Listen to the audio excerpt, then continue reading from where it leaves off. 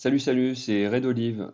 Dans cette vidéo, on va parler de liste d'armées pour Star Wars Légion.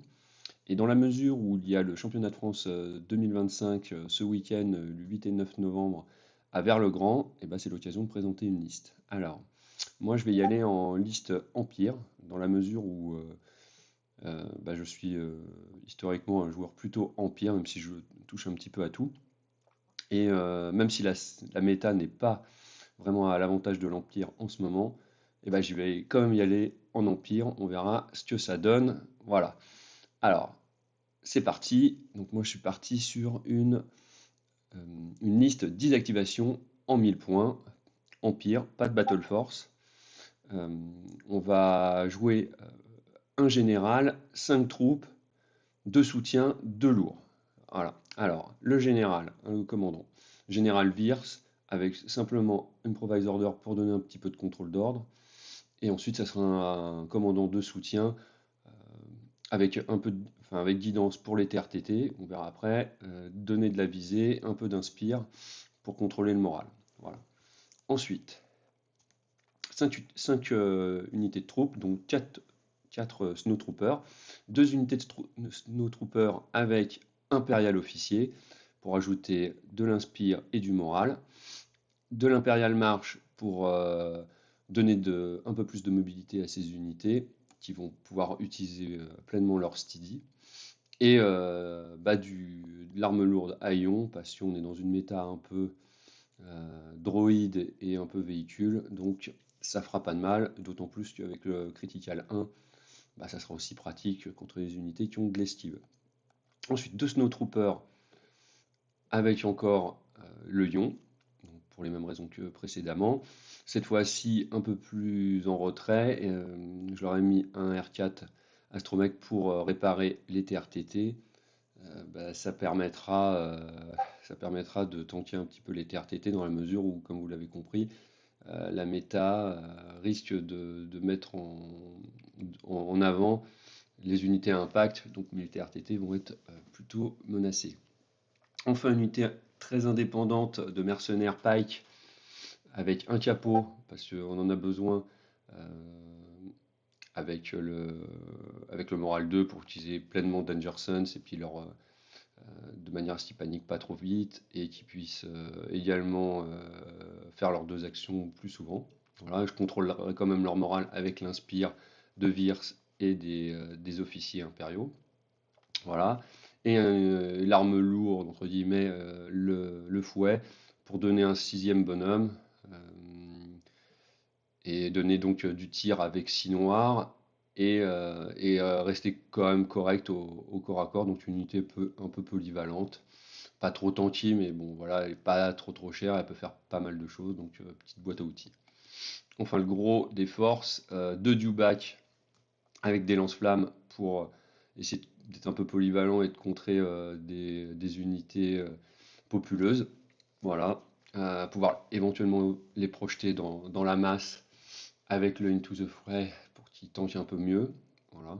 Je rappelle, Into the Fray, ça rajoute des surges, donc ça améliorera leur défense en 3+ quand ils seront dans la mêlée. Voilà. Et un Emergency Transponder pour répondre à de la suppresse ou les tanker un petit peu plus, voilà, un peu de polyvalence. Et enfin, 2 TRTT équipés de la même manière. Le gars qui rajoute de la surge parce que en fait c'est quasi obligatoire, hein, on fait trop de surge, j'ai l'impression.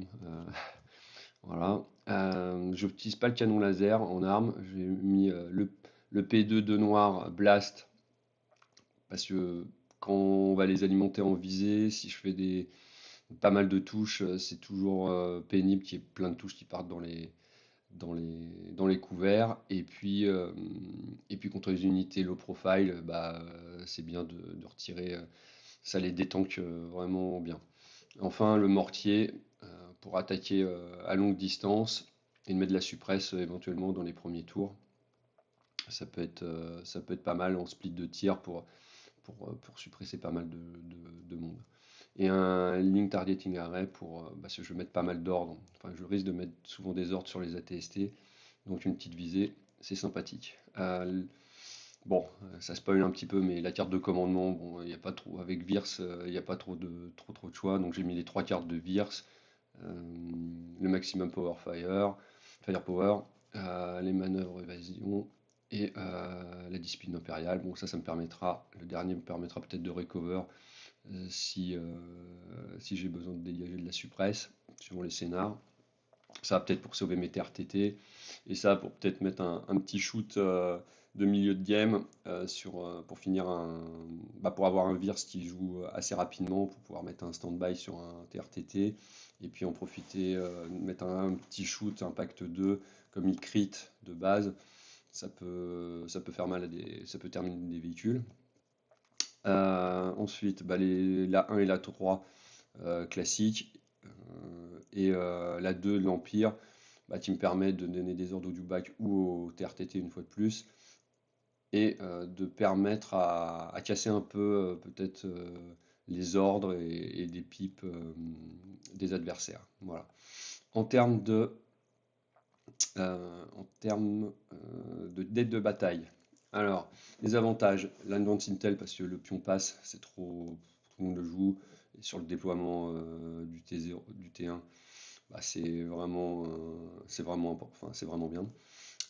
Fortified Position, moi je l'utilise parce que ça me permet de d'éventuellement compléter une map un peu désavantageuse, voilà, combler des petits trous pour pouvoir avancer et être un peu à l'abri.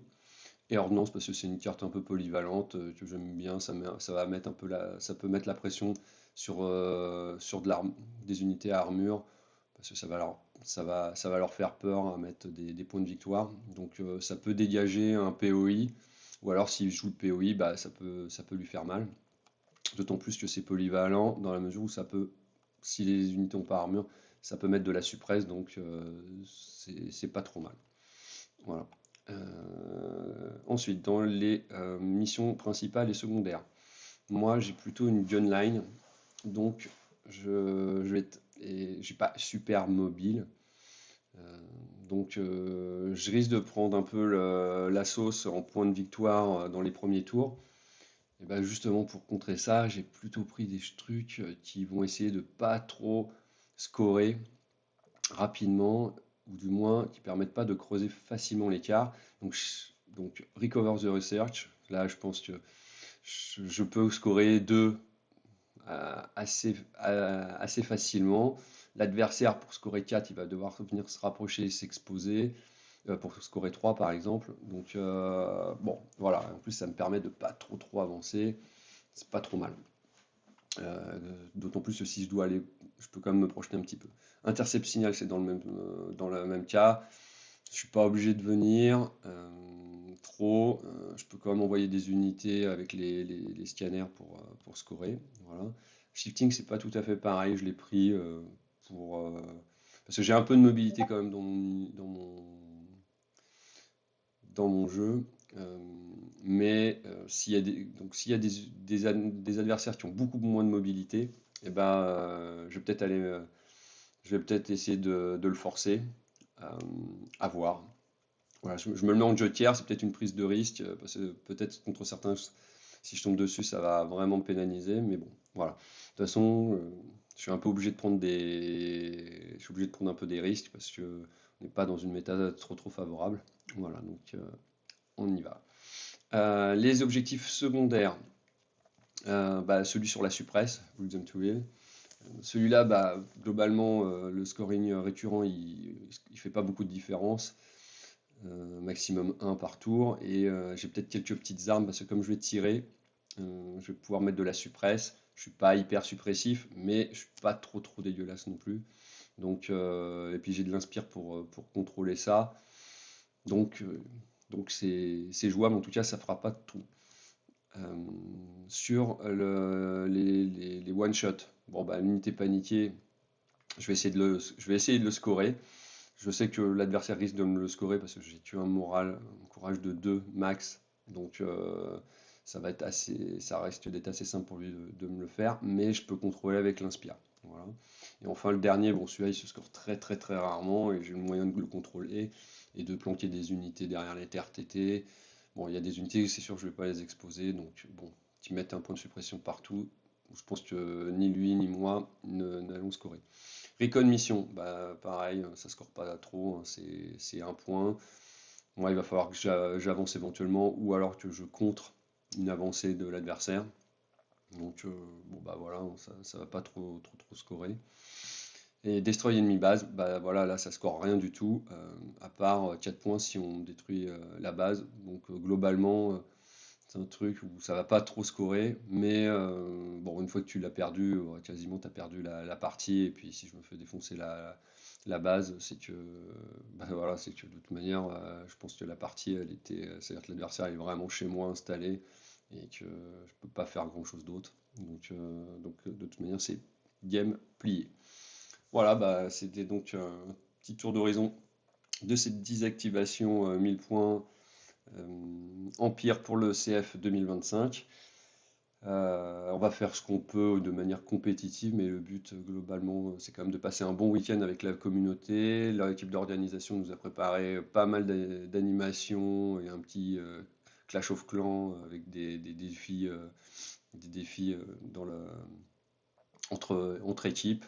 Voilà, il va y avoir pas mal d'animations le samedi soir avec des ateliers de peinture, des jeux à thème Star Wars, euh, des présentations de jeux, du cosplay, voilà, avec la 501e. Donc ça va être vraiment très cool.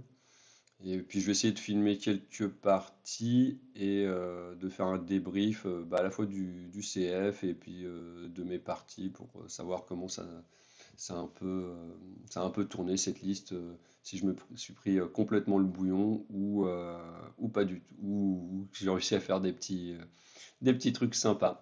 Voilà, voilà. Allez, à plus.